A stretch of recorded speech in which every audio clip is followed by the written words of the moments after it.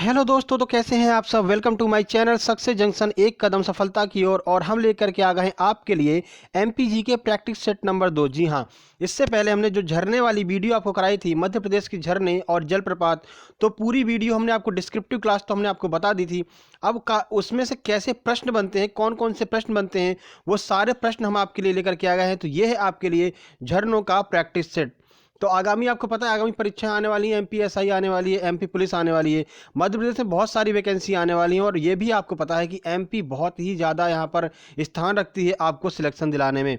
तो एमपी की प्रैक्टिस ऐसे ही चलती रहेगी। आइए बिना समय गंवाए हुए चलते हैं प्रश्न नंबर 1 की ओर। तो प्रश्न नंबर 1 है, पांडव जलप्रपात कहाँ पर स्थित है। हमने आपको पढ़ाया था, तब हमने आपको बताया था कि पांडव जलप्रपात कहाँ पर स्थित है। ऑप्शन ए है पन्ना, ऑप्शन बी है शिवपुरी, ऑप्शन सी है मुरैना और ऑप्शन डी है इंदौर। तो बताइए कहाँ पर स्थित है पांडव जलप्रपात। आइए देखते हैं इसका आंसर क्या होने वाला है। इसका आंसर है ए, यानी कि पन्ना में स्थित है पांडव जलप्रपात। हमने आपको यह भी बताया था, पास है पांडव पास है पन्ना, यानी कि जो पन्ना के पास है पांडव जलप्रपात स्थित है। चलते हैं प्रश्न नंबर 2 की ओर। तो देखिए, मध्य प्रदेश के किस वाटरफॉल को श्रेष्ठ हॉलीडे अवार्ड 2017 से नवाजा गया है। ऑप्शन ए है चचाई जलप्रपात, ऑप्शन बी है कपिल धारा जलप्रपात, ऑप्शन सी है रनेह जलप्रपात और ऑप्शन डी है धुआंधार जलप्रपात। तो ये भी हमने आपको पढ़ाया था कि किस एक वाटरफॉल को श्रेष्ठ हॉलीडे अवार्ड से नवाजा गया है। इसका आंसर आइए देखते हैं। इसका आंसर है रनेह जलप्रपात। आंसर इसका सी है। आइए पूरी जानकारी आपको देते हैं रनेह जलप्रपात के बारे में। तो देखिए, मध्य प्रदेश के प्रसिद्ध पर्यटन स्थल खजुराहो तथा पन्ना के राष्ट्रीय उद्यान के निकट केन नदी पर स्थित रनेह वाटरफॉल को मई 2017 में देश के पसंदीदा वाटरफॉल के श्रेष्ठ हॉलीडे अवार्ड से नवाजा गया था। तो यहाँ पर जो रनेह जलप्रपात है वो अपनी सुंदरता के लिए प्रसिद्ध है। केन नदी के ऊपर स्थित है। एक प्रश्न आपका यहाँ से और क्लियर हो रहा है। तो केन नदी पर स्थित है रनेह जलप्रपात, जिसे मई 2007 में श्रेष्ठ हॉलीडे अवार्ड के लिए नवाजा गया था। प्रश्न नंबर 3 की ओर चलते हैं। तो देखिए, निम्नलिखित में से कौन सा जलप्रपात नर्मदा नदी बनाती है। तो नर्मदा नदी पर कौन सा जलप्रपात बनता है, ये आपसे पूछा गया है। ऑप्शन ए है कपिल धारा दुग्ध धारा, ऑप्शन बी है मंदार तथा दर्दी, ऑप्शन सी है धुआंधार तथा सहस्त्र धारा और ऑप्शन डी है उपरोक्त सभी। तो आइए इसका आंसर देखते हैं क्या होने वाला है इसका आंसर। जी हाँ, इसका आंसर है डी, यानी कि उपरोक्त सभी जो जलप्रपात हैं वो सभी जलप्रपात नर्मदा नदी के ऊपर बनते हैं। तो कपिल धारा, दुग्ध धारा, मंदार व दर्दी, धुआंधार और सहस्त्रधारा, ये सारे के सारे जो जलप्रपात हैं वो नर्मदा नदी के ऊपर ही बनते हैं। तो देखिए, आपको बताते हैं कहाँ कहाँ पर स्थित है। तो देखिए, अपनी उद्गम से कुछ दूरी पर कपिल धारा तथा दुग्ध धारा बनाती है कौन सी, नर्मदा नदी।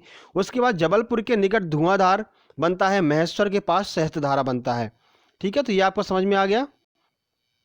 हंडिया से बड़वाह के बीच जो मंदार तथा दर्दी जलप्रपात का निर्माण करती है, कहाँ से, हंडिया और बड़वाह के करीब जो है वो मंदार और दर्दी जलप्रपात का निर्माण करती है नर्मदा नदी। तो ये सारे के सारे जलप्रपात जो हैं वो नर्मदा नदी पर स्थित हैं। प्रश्न नंबर 4 की ओर चलते हैं। तो मध्य प्रदेश की किस नदी पर का जल चूलिया जलप्रपात में गिरता है। ठीक है, तो ऑप्शन ए है चंबल, ऑप्शन बी है बेतवा, ऑप्शन सी है बीहड़ और ऑप्शन डी है शिवनाथ। तो इसका आंसर है ए। तो चंबल नदी पर चूलिया जलप्रपात बनता है। पहला प्रश्न आपका यहाँ से क्लियर हुआ। तो देखिए, मध्य प्रदेश की चंबल नदी महू से निकलकर राजस्थान से कोटा संभाग में भैंसा रोड के करीब 18 मीटर ऊंचाई से चूलिया जलप्रपात का निर्माण करती है। तो देखिए, भैंसा रोड के करीब स्थित है ये चूलिया जलप्रपात। और कितनी ऊंचाई है, तो 18 मीटर की ऊंचाई है चूलिया जलप्रपात की। तो चा से चूलिया, चा से चंबल, तो चंबल नदी पर चूलिया जलप्रपात का निर्माण होता है। प्रश्न नंबर 5 की ओर चलते हैं। अप्सरा जलप्रपात कहाँ पर स्थित है, ये आपसे पूछा गया है। ऑप्शन ए है पचमढ़ी, ऑप्शन बी है पन्ना, ऑप्शन सी सागर और ऑप्शन डी है गोहद। तो कहाँ पर स्थित है अप्सरा जलप्रपात। आइए देखते हैं इसका आंसर। इसका आंसर है ए। देखिए, अप्सरा जलप्रपात जो है वो पचमढ़ी में स्थित है और पचमढ़ी को ही सतपुड़ा की रानी भी कहा जाता है। ये प्रश्न भी कई बार परीक्षाओं में आया हुआ है। प्रश्न नंबर 6 की ओर चलते हैं। तो देखिए, भालकुंड जलप्रपात किस जिले में स्थित है, ये आपसे पूछा गया है। और भालकुंड कुंड का एक और नाम कौन सा है, राहतगढ़ जलप्रपात, इसी को कहते हैं। ऑप्शन ए है रीवा, ऑप्शन बी है पन्ना, ऑप्शन सी है सागर और ऑप्शन डी है भोपाल। तो आइए देखते हैं इसका आंसर क्या होने वाला है। इसका आंसर है सी, यानी कि सागर जिले में स्थित है भालकुंड जलप्रपात, जिसे राहतगढ़ जलप्रपात भी कहा जाता है। चलिए चलते हैं अगले प्रश्न की ओर। तो ये रहा आपके सामने प्रश्न नंबर 7। निम्नलिखित में से कौन सा नर्मदा नदी का जलप्रपात नहीं है, यानी कि इनमें से कौन सा ऐसा जलप्रपात है जो नर्मदा नदी पर नहीं बनता है। ऑप्शन ए है कपिल धारा, ऑप्शन बी है दुग्ध धारा, ऑप्शन सी है धुआंधार और ऑप्शन डी है चित्रकूट। तो कौन सा जलप्रपात है जो नर्मदा नदी के ऊपर नहीं बनता है। इसका आंसर है डी, यानी कि जो चित्रकूट जलप्रपात है वो नर्मदा नदी के ऊपर नहीं बनता है। तो चित्रकूट जलप्रपात कहाँ बनता है? तो चित्रकूट जलप्रपात इंद्रावती नदी पर और छत्तीसगढ़ में बनता है। तो कहाँ पर स्थित है चित्रकूट जलप्रपात? तो छत्तीसगढ़ में स्थित है चित्रकूट जलप्रपात। चलिए चलते हैं अगले प्रश्न की ओर। देखिए प्रश्न नंबर 8 है, झाड़ीदाह जलप्रपात किस जिले में स्थित है? ऑप्शन ए है इंदौर, ऑप्शन बी है सिवनी, ऑप्शन सी है पचमढ़ी और ऑप्शन डी है सागर। आइए इसका आंसर देखते हैं। इसका आंसर है ए, यानी कि इंदौर जिले में स्थित है झाड़ीदाह जलप्रपात। आइए पूरी जानकारी आपको देते हैं झाड़ीदाह जलप्रपात के बारे में। तो ये तो हमने आपको पहले ही वीडियो में ही आपको समझा दिया था कि इंदौर के जो शुरू हमने जो जलप्रपात कराए थे वो सारे जलप्रपात हमने इंदौर के ही कराए थे। तो अब आपको क्लियर हो चुका होगा। एक बार अगर आपने वो वीडियो नहीं देखी है तो एक बार जा करके झरने और जलप्रपात वाली वीडियो देख लीजिए। उसको देखने के बाद अगर आप इस सीरीज को लगाएंगे तो बहुत अच्छा यहाँ पर रिजल्ट आपको मिलने वाला है। तो एक बार क्लास जा करके जरूर देख लीजिएगा। तो इंदौर में स्थित है झाड़ीदाह जलप्रपात। आइए देखते हैं अगला प्रश्न। प्रश्न नंबर 9 है, चचाई जलप्रपात किस नदी पर स्थित है? ऑप्शन ए है चंबल, ऑप्शन बी है नर्मदा, ऑप्शन सी है बीहड़ और ऑप्शन डी है इनमें से कोई नहीं। आइए देखते हैं इसका आंसर क्या होने वाला है। इसका आंसर है सी, बीहड़ नदी पर चचाई जलप्रपात स्थित है। यह जलप्रपात बीहड़ नदी पर बनता है। इसकी ऊंचाई 130 मीटर है। और कहां पर है ये? तो रीवा जिले में बनता है चचाई जलप्रपात। इसकी ऊंचाई 130 मीटर है। प्रश्न नंबर 10 की ओर चलते हैं। प्रश्न नंबर 10 है, निम्नलिखित में से कौन सा जलाशय चंबल नदी पर बना हुआ है? ये आपसे पूछा गया है। तो चंबल नदी पर स्थित कौन सा जलाशय है? ऑप्शन है नागार्जुन सागर, ऑप्शन बी है राणा प्रताप सागर, ऑप्शन सी है विंध्य सागर और ऑप्शन डी है रिहंद। आइए देखते हैं इसका आंसर क्या होने वाला है। तो इसका आंसर है बी, यानी कि राणा प्रताप सागर जो है वो चंबल नदी पर बना हुआ है। मध्य प्रदेश की पहली नदी घाटी परियोजना भी जो है वो चंबल नदी घाटी परियोजना ही है। प्रश्न नंबर 11 की ओर चलते हैं। देखिए इनमें से कौन सा झरना नर्मदा नदी पर स्थित है? ऑप्शन ए है कोटी, ऑप्शन बी है चचाई, ऑप्शन सी है सहस्त्रधारा और ऑप्शन डी है रनेह जलप्रपात। तो कौन सा झरना नर्मदा नदी पर स्थित है? आइए देखते हैं। इसका आंसर है सी, जो सहस्त्रधारा जलप्रपात है वो नर्मदा नदी पर स्थित है। तो देखिए मध्य प्रदेश की जीवन रेखा कही जाने वाली नर्मदा नदी पर सहस्त्रधारा जलप्रपात स्थित है। तो जलप्रपातों के बारे में जो हमने वीडियो बनाई है वो आपके लिए बहुत ही ज़्यादा महत्वपूर्ण है। डिस्क्रिप्टिव में हमने आपको जानकारी दी है, सारे जलप्रपातों का चित्र सहित वर्णन किया है। एक एक जलप्रपात आपको एक एक जलप्रपातों का चित्र दिखाई देगा, जिससे कि आपको उसको याद करने में बड़ी ही आसानी होने वाली है। प्रश्न नंबर 12 की ओर चलते हैं।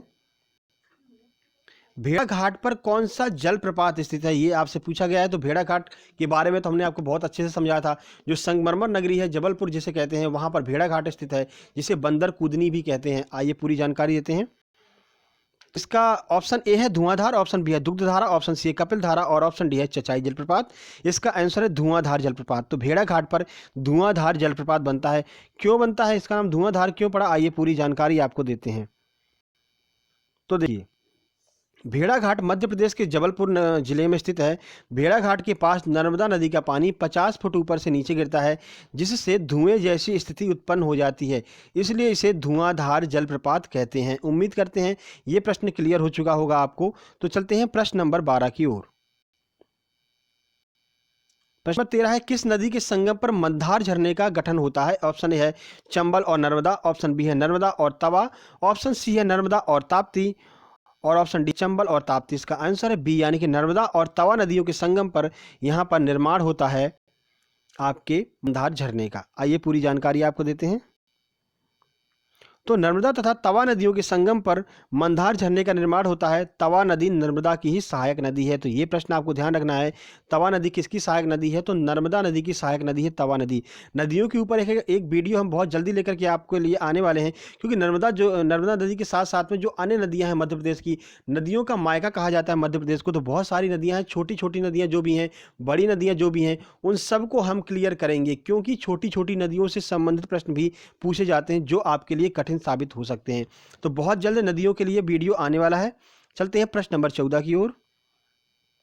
तो देखिए सही जोड़ी आपको चुनना है। ऑप्शन ए है चचाई माही, ऑप्शन बी है क्योटी रिहंद, ऑप्शन सी है ओडा चंबल और ऑप्शन डी है अप्सरा पचमढ़ी। तो आपसे यह पूछा गया है कि कौन सा जलप्रपात यहां पर कौन सी नदी पर बनता है, ये आपसे पूछा गया है।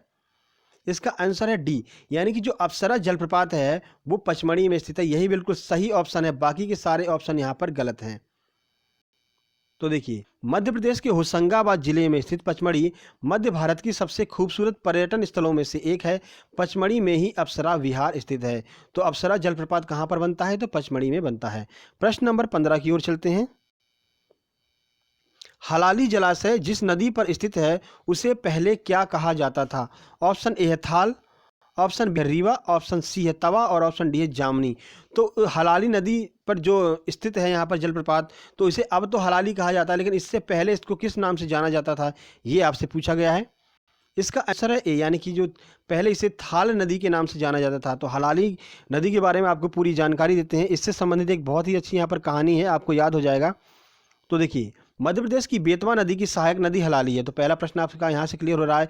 हलाली जो है वो बेतवा नदी की सहायक नदी है और इसी के ऊपर हलाली जलाशय स्थित है, जिसे पहले थाल जलाशय भी कहा जाता था।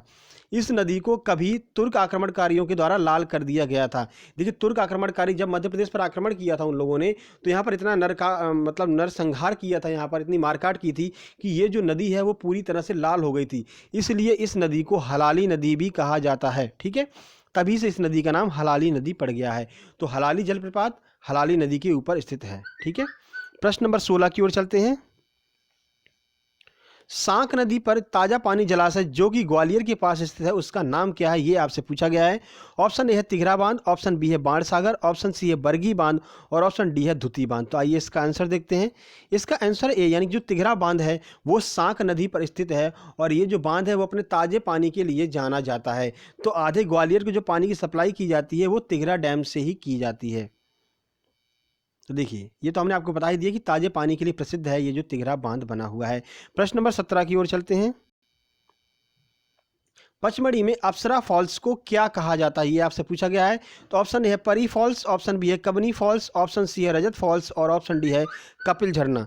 तो आइए इसका आंसर देखते हैं। इसका आंसर है ए, यानी कि परी फॉल्स कहा जाता है पचमढ़ी में अप्सरा फॉल्स को। तो देखिए, मध्य प्रदेश का एकमात्र हिल स्टेशन और पर्यटकों का स्वर्ग कही जाने वाली पचमढ़ी अपने सुंदर जलप्रपातों के लिए जानी जाती है। पचमढ़ी में अप्सरा फॉल्स को परी फॉल्स भी कहा जाता है। तो आपसे पूछा जा सकता है कि परी फॉल्स किस एक जलप्रपात का दूसरा नाम है? तो अप्सरा जलप्रपात का दूसरा नाम परी फॉल्स भी है। चलते हैं अगले प्रश्न की ओर।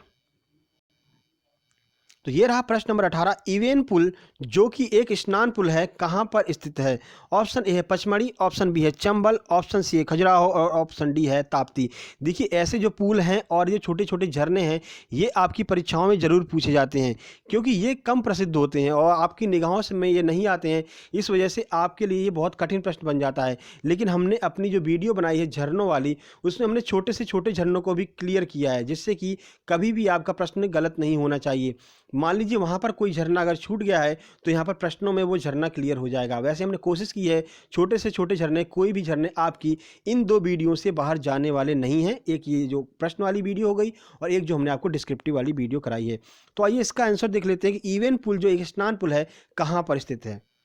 तो इसका आंसर है ए, यानी कि पचमढ़ी में स्थित है इवेन पुल जो कि एक स्नान पुल है।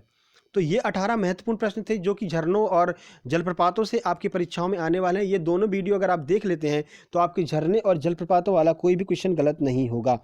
इसके बाद हम आपके लिए नदियों वाली वीडियो लेकर के आने वाले हैं, तो वहाँ पर भी कुछ झरने और जलप्रपात जो इसमें से बच जाएंगे वो आपके नदियों वाली वीडियो में क्लियर हो जाएंगे। तो आप याद रखिए, क्योंकि मध्य प्रदेश को नदियों का मायका कहा जाता है, तो छोटे छोटे जो जलप्रपात हैं और जो नदियाँ हैं जिन पर छोटे छोटे जलप्रपात बनते हैं वो सारे आपको नदियों वाली वीडियो में देखने के लिए मिल जाएंगे। तो बहुत ही महत्वपूर्ण रहने वाली है आगामी जो वीडियो आने वाली है मध्य प्रदेश की नदियाँ। तो जल्द ही मिलते हैं एक नई वीडियो के साथ में, तब तक के लिए नमस्कार।